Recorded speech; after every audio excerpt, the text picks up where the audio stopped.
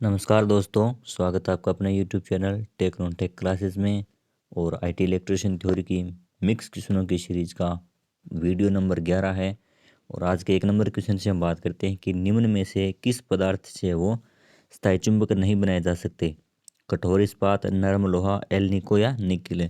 तो बात कर लेते हैं स्थायी चुंबक और अस्थायी चुंबक की। तो स्थायी चुंबक वो होती है जिसमें उसके चुंबकीय गुण है वो लंबे समय तक वो बने रहें, यानी उसमें चुंबकीय गुण है वो लंबे समय तक है बने रहें। और अस्थायी चुंबक कौन सी होती है? अस्थायी चुंबक वो होती है जिसमें उसको जब विद्युत धारा सप्लाई या जो भी उसको माध्यम दे रखा है हमने, वो हटा लेने पर उसके अवशिष्ट अवशिष्ट चुंबकत्व है वो उसमें समाप्त हो जाए। अवशिष्ट चुंबकत्व समाप्त हो जाए तो वो एक अस्थायी चुंबक होती है। तो स्थायी चुंबक हम नहीं बना सकते, किससे स्थायी चुंबक है वो नहीं बना सकते। यानी कठोर इस्पात, ये तो एक कठोर लोहा हो गया, और एल्निको और निकल ये तीनों कठोर लोहे की श्रेणी में आते हैं।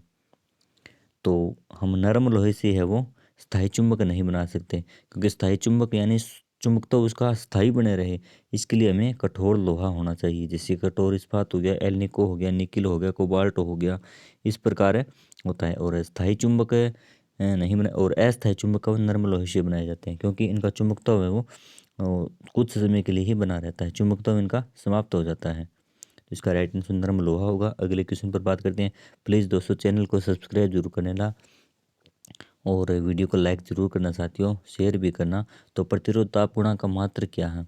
महो प्रति डिग्री सेल्सियस, या ओम प्रति डिग्री सेल्सियस, और ओम प्रति मीटर, या और डी ऑप्शन है कि डिग्री प्रति सेल्सियस। तो इस क्वेश्चन का राइट आंसर क्या होगा? डिग्री प्रति सेल्सियस। यानी हमसे क्या पूछा है कि ताप गुणा का मात्रक हमसे पूछा है, तो इसका ये भी लिखा हो सकता है। इसका राइट आंसर प्रति डिग्री सेल्सियस, तो इसका ये भी एक ऑप्शन लिखा हो सकता है। तो इसका राइट आंसर है वो डी होगा, ताप प्रतिरोध ताप गुणा का मात्रक है। और अगले क्वेश्चन पर बात करते हैं कि एक पिको का मान है वो क्या होता है। एक पिको का मान हमसे पूछा है 10⁻³ ये 10 के ऊपर ये पावर लगी है इसकी, यानी इस प्रकार ये लिखा है 10⁻³ और 10⁻⁻6 और 10⁻⁻9 और 10⁻⁻12। तो पिको का मान हम पहले बात कर लेते हैं।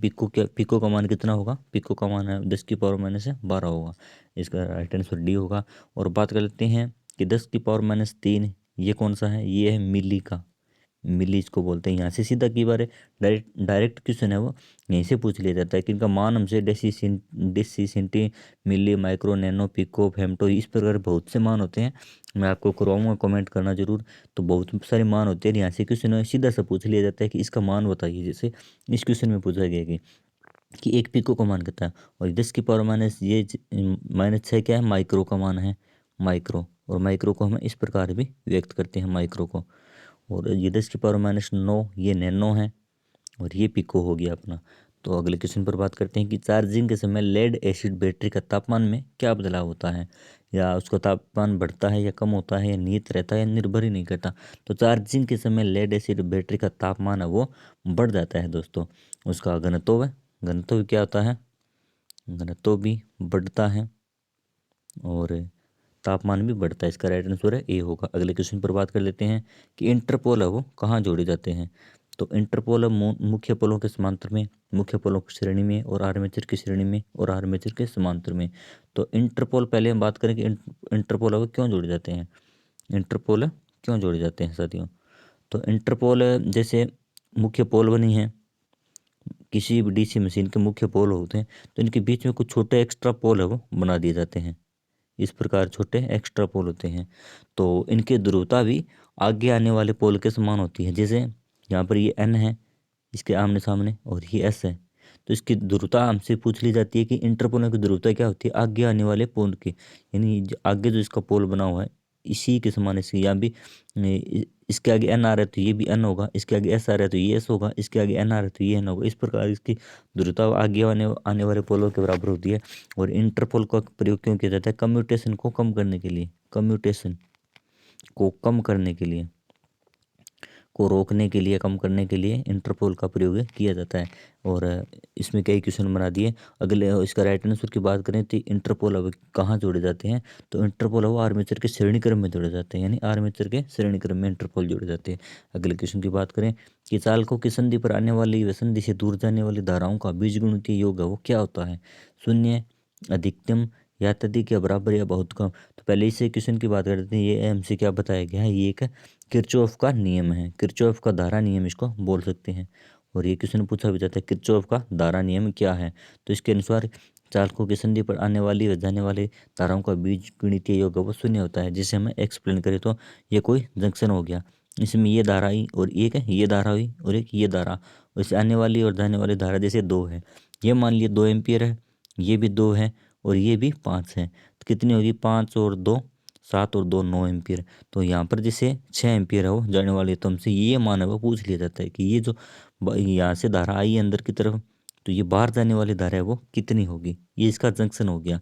तो जैसे ये 9 एम्पियर यहाँ से आई तो बाहर जाने वाली भी 9 ही होगी, तो 6 यहाँ पर है तो कितनी बचेगी 3 एम्पियर, तो इसका राइट आंसर यहाँ पर 3 होने वाला है। इस प्रकार ये पूरा नियम होता है और इसको जंक्शन बोलते हैं। आइए अब क्वेश्चन पर बात करते हैं कि चालकों की संधि पर आने वाली और जाने वाली धाराओं का बीजगणितीय योग है वो कितना होता है, उसका योग है वो शून्य होता है, यानी जितनी धारा उस जंक्शन पर आई उतनी ही आगे चली गई। इसको बोलते हैं किरचॉफ का धारा नियम। और इसका वोल्टेज का नियम भी आगे एक्सप्लेन करेंगे। तो प्लीज़ दोस्तों चैनल को सब्सक्राइब जरूर करना। तो निषेधात्मक चिन्ह है वो किस रंग के धरातल पर वो बनाए जाते हैं, निषेधात्मक चिन्ह किनको बोलते हैं, यानी कुछ कार्य न करने की हमें सलाह देते हैं, कुछ कार्य न करने की सलाह हमें देते हैं साथियों, करने की सलाह कुछ जैसे। और इनका धरातल और चिन्ह की बात करें किस प्रकार का होता है, यहाँ से क्वेश्चन बनता है को इनका धरातल की हमसे बात पूछा गया। निषेधात्मक चिन्ह यानी कुछ क्रियाकलाप न करने की सलाह देते हैं, जैसे हमें धूम्रपान नहीं करना है, यहाँ पर थूकना मना है, यहाँ से पैदल जाना मना है, इस प्रकार कुछ। तो इनकी आकृति है वो गोलाकार होती है, इस प्रकार की क्रॉस पट्टी इस पर बनी होती है। और ये जो धरातल है ये हमसे पूछा गया किस प्रकार का धरातल होता है और चिन्ह किस रंग का होता है, यानी ये बॉर्डर और क्रॉस पट्टी है वो लाल रंग की होती है, और बॉर्डर और क्रॉस पट्टी। और धरातल है वो एक इसका धरातल है किस कलर का होगा, निषेधात्मक चिन्ह का धरातल है वो सफ़ेद होता है साथियों। निषेधात्मक चिन्हों का धरातल है वो सफ़ेद होता है, इसमें ऑप्शन में नहीं है, लेकिन मैं बता दूं इसका सफ़ेद चिन्ह होता है, सफ़ेद धरातल होता है, सफ़ेद धरातल। और सफ़ेद धरातल और चिन्ह का रंग की क्या होता है, चिन्ह काला होता है, चिन्ह काला होता है, और क्रॉस पट्टी और बॉर्डर है वो लाल रंग की होती है। अगले क्वेश्चन पर बात करें, इसका राइट आंसर सफ़ेद होगा, जो इन चारों ऑप्शन में नहीं है, तो सफ़ेद इसका राइट आंसर रहने वाला है। अगले क्वेश्चन पर बात करें कि न्यूटन किस राशि का मात्रक है, यानी भार का या बल का और गति का या दोनों का। तो न्यूटन है वो बल का मात्रक है साथी, न्यूटन बल का मात्रक है। और यदि समांतर में प्रतिरोधकों में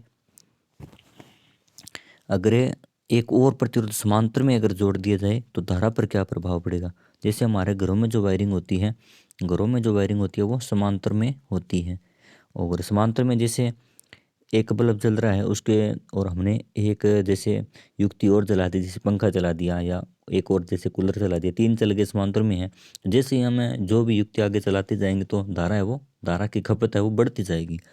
तो इस उदाहरण के द्वारा हम समझ सकते हैं कि समांतर में प्रतिरोधकों में एक प्रतिरोध अगर समांतर में और जोड़ दिया जाए तो वोल्टेज तो वही रहती है, वोल्टेज तो सब में क्या है समान है, लेकिन धारा की खपत है वो बढ़ जाती है, धारा बढ़ जाती है, धारा बढ़ जाए। इसका राइट आंसर है वो ए होगा साथियों, राइट आंसर ए होगा, धारा बढ़ जाएगी। अगले क्वेश्चन पर बात करें कि यदि श्रेणी में जुड़े प्रतिरोधकों में एक और प्रतिरोध है वो श्रेणी में अगर जोड़ दें तो धारा पर क्या प्रभाव पड़ेगा।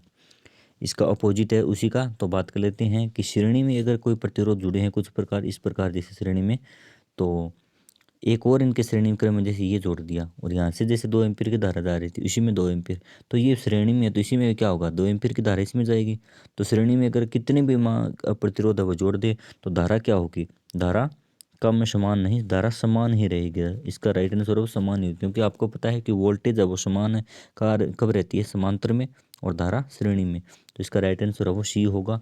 अगले क्वेश्चन पर बात करते हैं कि वैद्युतिक दक्षता का मात्रक है वो क्या होता है, वाट, जूल या कूलाम। तो वैद्युतिक दक्षता का मात्रक है यहाँ पर इस ऑप्शन में कोई नहीं होता, यानी इसका कोई मात्रक ही नहीं होता, वैद्युतिक दक्षता का कोई मात्रक ही नहीं होता। इसका राइट आंसर डी होगा। अगले क्वेश्चन पर बात करते हैं कि अचालक पदार्थों का तापमान गुणांक है वो क्या होता है। यानी एक होता है चालक, चालक, और एक होता है अचालक, अचालक। और इससे प्रकृति के आधार पर धातुओं का तापमान गुणांक होता है, एक होता है पीटीसी, और पीटीसी यानी पॉजिटिव टेम्परेचर कोफिशिएंट, और एक होता है एनटीसी, आपने पढ़ा होगा एनटीसी नेगेटिव टेम्परेचर कोफिशिएंट। तो चालक किस में आते हैं, पीटीसी यानी वे पदार्थ जिनका प्रतिरोध व तापमान बढ़ने पर बढ़ता है वो तो होते हैं पीटीसी यानी चालक, इस वर्ग में आते हैं। और अचालक नेगेटिव एनटीसी में सभी प्रकार के अचालक आते हैं, यानी तापमान बढ़ने पर, यानी तापमान अगर बढ़ गया तो प्रतिरोध इसका कम हो जाता है अचालकों का, ये आते हैं एनटीसी में। तो हमसे क्या पूछा है, अचालक पदार्थों का तापमान गुणांक क्या होता है, इसका एनटीसी यानी नेगेटिव यानी ऋणात्मक होगा, इनका ऋणात्मक होने वाला है आंसर इसका, ऋणात्मक, ऋणात्मक इसका राइट आंसर होगा। यानी अचालकों का तापमान गुणांक ऋणात्मक होता है और चालकों का तापमान गुणांक है वो धनात्मक यानी पीटीसी होता है। अगले क्वेश्चन पर बात करते हैं कि एक 50 वाट 200 और 50 वोल्ट वाले लैंप का प्रतिरोध है वो क्या होगा। हमसे प्रतिरोध पूछा गया है, यानी आर हमसे पूछा गया। आर बराबर अगर बात करें तो आर बराबर सूत्र है ज्ञात होता है, आर बराबर वी स्क्वायर बटा में पी। आर बराबर वी स्क्वायर, वी कितना है 250 वोल्ट, 250 इंटू 250, और सही इसको बात कर लेते हैं जैसे 250 इंटू 250 बट्टा में आर बराबर वी स्क्वायर बटा पी का मान है 50। यानी ये अगर न्यूमेरिकल इस यहाँ से पूछे जाते हैं, इसके लेवल के इसी प्रकार के न्यूमेरिकल है वो एग्जाम में पूछे जाते हैं। आपको सिंपल सा होता है, आपको हल करना है, बता रहे हैं साथ। आर बराबर वी स्क्वायर पी, इससे हम जैसे इसको सोल्व करेंगे तो ये हो गया इसका 55 125 1250 ओम, इसका राइट आंसर होने वाला है 1250। और अगले क्वेश्चन पर बात करते हैं कि चार्जिंग के बाद लेड एसिड सेल की नेगेटिव प्लेट है उसका रंग वो कैसा हो जाते हैं। तो इसकी हम बात करें तो अगर चार्जिंग के बाद लेड एसिड सेल की नेगेटिव प्लेट का रंग है वो किस प्रकार का हो जाता है, लाल या भूरा और स्लेटी और सफ़ेद। इसका राइट आंसर क्या रहने वाला साथियों, सफ़ेद हो जाता है, यानी चार्जिंग के बाद। और अगर पॉजिटिव प्लेट का हमसे पूछा जाता है तो इस पर इसका रंग होता है चॉकलेटी या भूरा, चॉकलेटी या उसका भूरा, हमें ब्राउन कलर उसका बोल सकते हैं पॉजिटिव का। और नेगेटिव का होता है सफ़ेद। और डिस्चार्जिंग पर क्या होता है, जैसे हम बात करें कि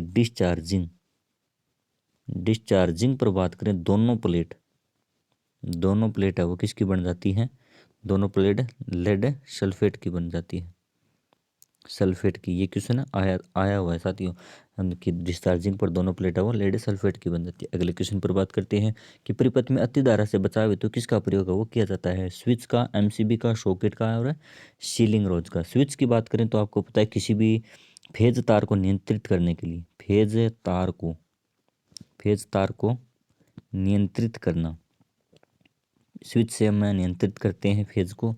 और सॉकेट यानी तीन जो हम प्लग की वो लगाते हैं पिन, तो वो होती है सॉकेट।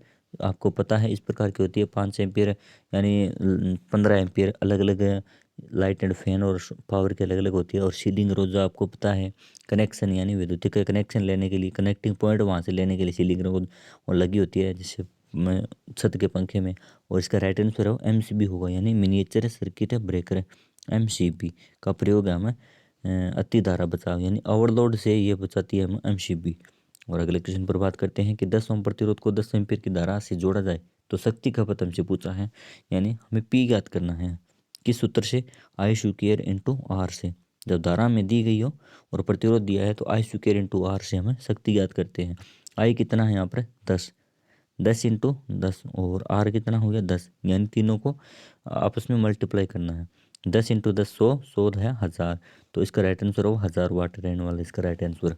अगले क्वेश्चन की हम बात करते हैं साथियों कि मात्रक साइमन प्रति सेमी का संबंध है वो किससे है, प्रतिरोध या विशिष्ट चालकता, परमीयंस से और विशिष्ट प्रतिरोध। तो मात्रक है ये साइमन प्रति सेमी, यानी साइमन और प्रति सेमी, ये किसका मात्रक है ये हमसे पूछा गया है। तो ये है विशिष्ट चालकता का, विशिष्ट चालकता यहाँ पर इसका राइट आंसर रहने वाला है, क्योंकि प्रतिरोध का नहीं, प्रतिरोध का ओम होता है और विशिष्ट चालकता का मात्रक होता है साइमन प्रति सेमी।